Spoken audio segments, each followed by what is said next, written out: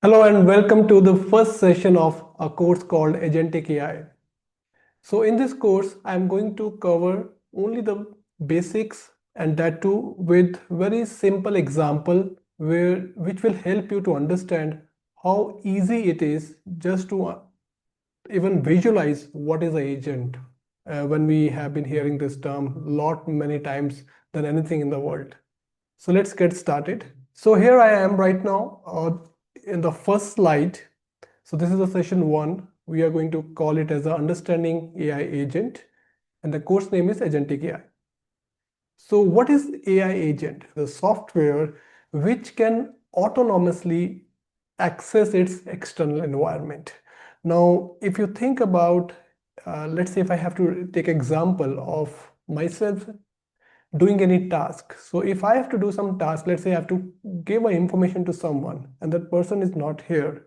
So what I will do is I will pick up the phone, which means accessing the environment using a tool, which is the phone in this case, and call that person so that I can perform the task. And the task is to communicate or pass the information. So same thing here. It's a software which can autonomously access external environment to perform a task. So agents are basically built to perform a task, but it can do few more things because it is not just performing a task with some rule or some instructions. Yes, we define some kind of a high level prompt, or we can say it's instruction, how model or the agent should perform, but there is some ability required, which is like if I need to perform a task, which tool I should access, okay, how much data I received or what information I received or how to use that tool. So all these things I need to have in my memory. Only then I can perform a task.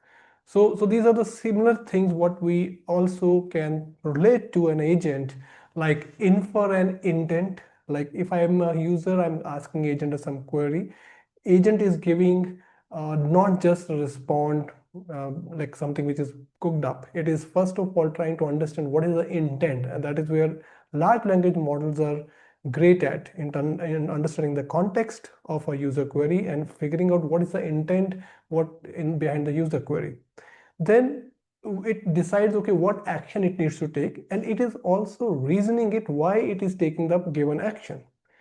And finally, there are tools. So agent is ultimately performing a task by looking at the user query, deciding on what kind of a plan or action, again with a reason, and then calling the right tool to perform a task. Ultimately, it just needs to access the environment which is beyond model or the software, and to do that, it needs a tool.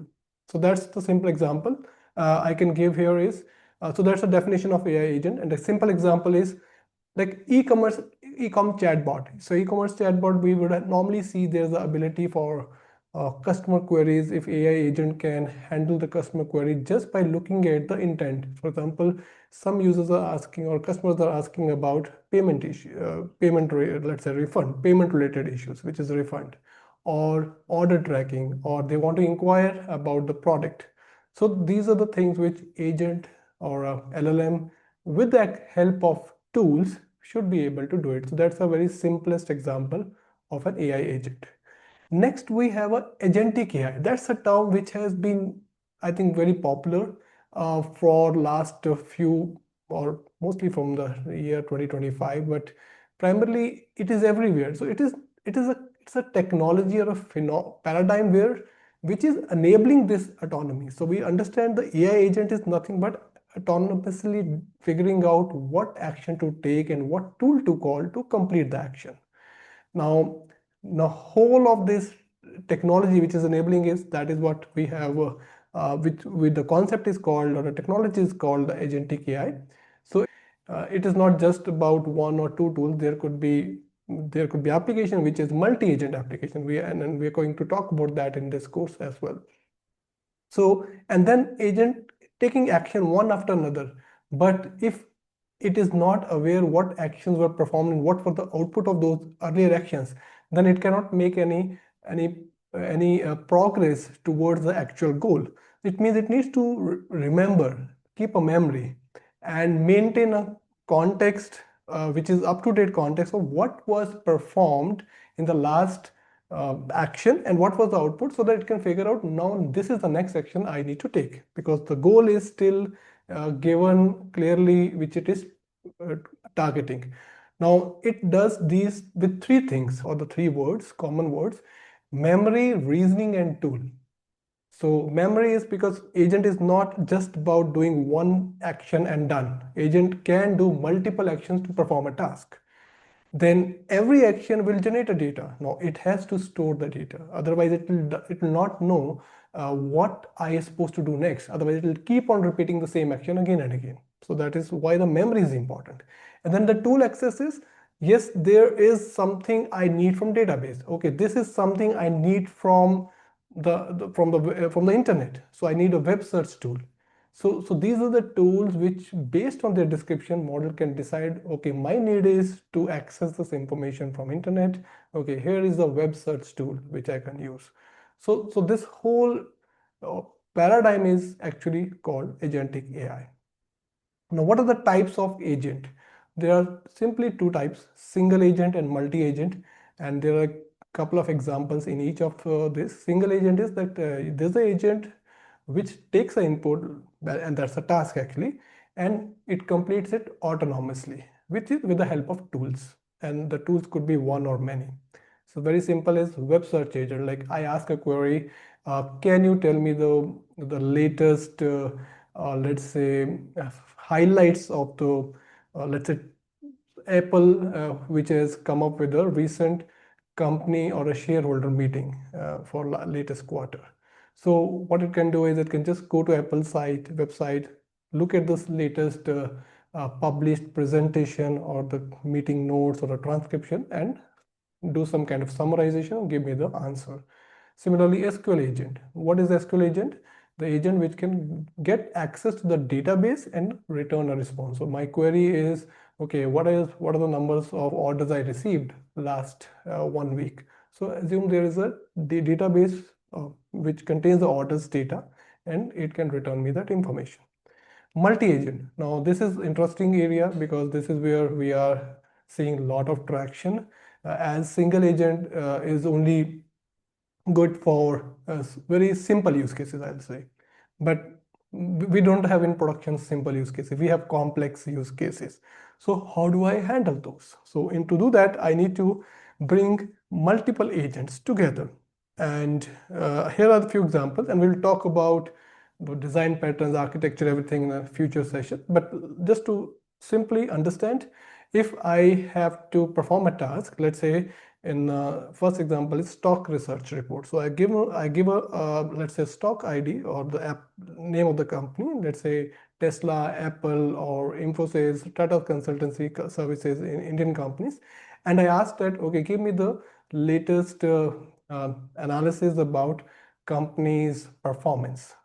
Okay, so it means it has to look into the latest annual report, company's financial data, and then come up with some kind of analysis once it collects the data, and then generate a report. So it's a multi-step process. So one agent can just do the research, which means looking into these websites or the data wherever they're available, whether it's on the internet or whether it is on some repository, and there are a few ways to do that.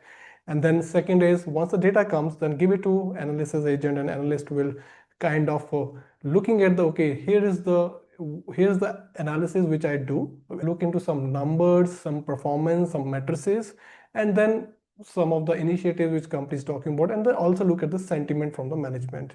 So it will perform some analysis on these different factors, and then pass the analysis data to report writer, and report writer is just going to generate the report or write the report the way I would like it to have it, like kind of format or the structure which I need it to be used. Similarly, the content generation, it's not a one-step process. So if I want to write a blog, I'll always say, okay, here's the topic and write a blog. So you see, if I go to ChatGPT, initial days, it was like it just starts making up something, or even if once it got the internet's access, it will just go and search something and start dumping the data into some proper format. But that's not what we want. We want some kind of a planning to be done. Okay, here is the topic given by user, or the query, or the topic details are given. Let's say the topic is, I want to know about architecture of LLM. That's the article I would like model to or agent to come up with. So it should research the relevant, first of all, the topics or the blogs or the information or the tutorials which are available on internet. Come up with some kind of plan. Like in the plan, it should tell, okay, these are the probably 5 or 6 or 10 different uh, subtopics it should contain, that this whole main topic of LLM architecture. And then researcher should come up and take those topics and research about each and every topic, collect the data, prepare, like collate the data information and give it to writer agent. And writer agent is the one which is actually generating the whole blog. So this is about two or important things, like what is agent, what is agentic AI, and what are the types of agent. So next we'll look into the frameworks of AI agent. Just stay tuned.